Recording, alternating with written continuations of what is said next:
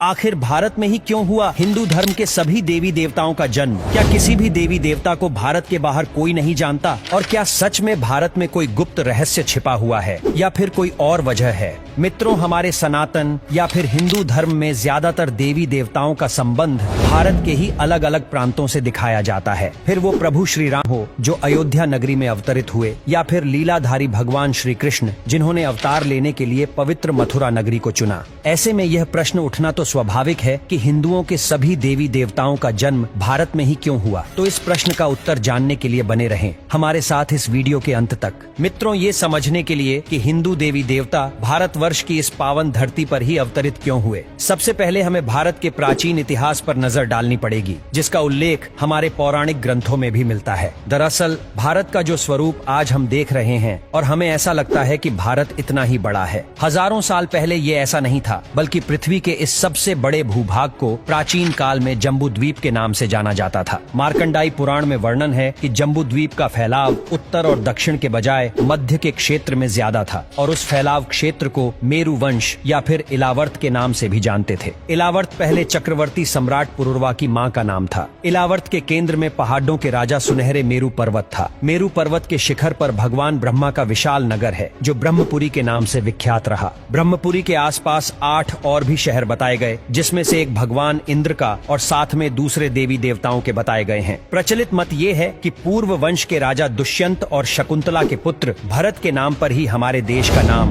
भारतवर्ष पड़ा। हालांकि तब का भारत, जिसे आज के कुछ मनुष्य अखंड भारत भी कहते हैं, उसका भौगोलिक क्षेत्र बहुत ज्यादा विस्तृत था, और इसमें वर्तमान समय की कई देश जैसे पाकिस्तान, अफगानिस्तान, श्रीलंका, बांग्लादेश, भूटान, नेपाल, ईरान, इराक और चीन का कुछ भाग इन सभी के अंतर्गत आता था। यही अखंड भारत आर्यावर्त के नाम से भी प्रसिद्ध था। और मित्रों, ऐसा नहीं है कि हिंदू मंदिर सिर्फ भारत में ही देखने को मिलते हैं। दुनिया के कई देश हैं जहां प्राचीन मंदिर के प्रमाण मिलते हैं, और ऐसी कई जगह है जहां आज भी सनातन रीति रिवाज से पूजा पाठ होता है। थाईलैंड के राज परिवार पर सदियों से हिंदू धर्म का गहरा प्रभाव रहा है। वहां के लोग हैं ये तक मानते हैं कि थाईलैंड के राजा भगवान विष्णु के ही अवतार हैं। सनातन भावना का सम्मान करते हुए थाईलैंड का राष्ट्रीय प्रतीक भी गरुड़ रखा गया है। इंडोनेशिया के जावा में प्रम्बानन मंदिर प्राचीन जावा का सबसे विशाल हिंदू मंदिर है। ये मंदिर खास तौर पर ब्रह्मा, विष्णु और महेश को समर्पित है। इस मंदिर को यूनेस्को ने विश्व धरोहर की सूची में भी शामिल किया है। मंदिर में त्रिदेव के साथ ही उनके वाहनों के भी मंदिर मिलते हैं, और ऐसा माना जाता है कि इस मंदिर का निर्माण 9वीं सदी के आसपास हुआ था। इसके अलावा बाली में पूरा तमन सरस्वती मंदिर और जावा में स्थित सिंहसरी शिव मंदिर भी मौजूद हैं, जो इस बात का प्रमाण है कि अखंड भारत काफी दूर तक फैला हुआ था। मित्रों, मैक्सिको तक मैं एक खुदाई के दौरान भगवान गणेश और माँ लक्ष्मी की प्राचीन प्रतिमाएं मिली थी। जानकार मानते हैं कि मैक्सिको शब्द संस्कृत के मक्षिका शब्द से ही आता है, और मैक्सिको में ऐसे हजारों प्रमाण मिलते हैं जिनसे ये सिद्ध होता है कि हिंदू धर्म की पहुंच यहाँ तक थी। दूसरी ओर स्पेन में हजारों वर्ष पुराना एक मंदिर है जिसमें भगवान विष्णु की प्रतिमा अंकित है। और मित्रों, कुछ वर्ष पहले ही रूस के प्रांत में भगवान विष्णु की मूर्तियां मिली थीं, और इतिहासकारों के मुताबिक ये मूर्तियां 7वीं से 10वीं सदी के बीच की थीं। कंबोडिया में भी बड़ी संख्या में हिंदू और बौद्ध मंदिर देखने को मिलते हैं, जो इस बात का जीता जागता उदाहरण है कि कभी यहाँ भी हिंदू धर्म अपने चरम पर था। तो मित्रों, उम्मीद है कि आप समझ पाए होंगे कि प्राचीन काल में सनातन धर्म की जड़ें पूरी दुनिया तक फैली हुई थी, और चूंकि आज के समय में हमारा धर्म भारतवर्ष में सबसे ज्यादा केंद्रित है, इसीलिए हमें जो दंत कथाएं सुनने को मिलती है, अपने आसपास की ही सुनने को ज्यादा मिलती है। सच तो ये है कि कालांतर में जम्बूद्वीप के खंडित होने के कारण नए नए देश बनते गए,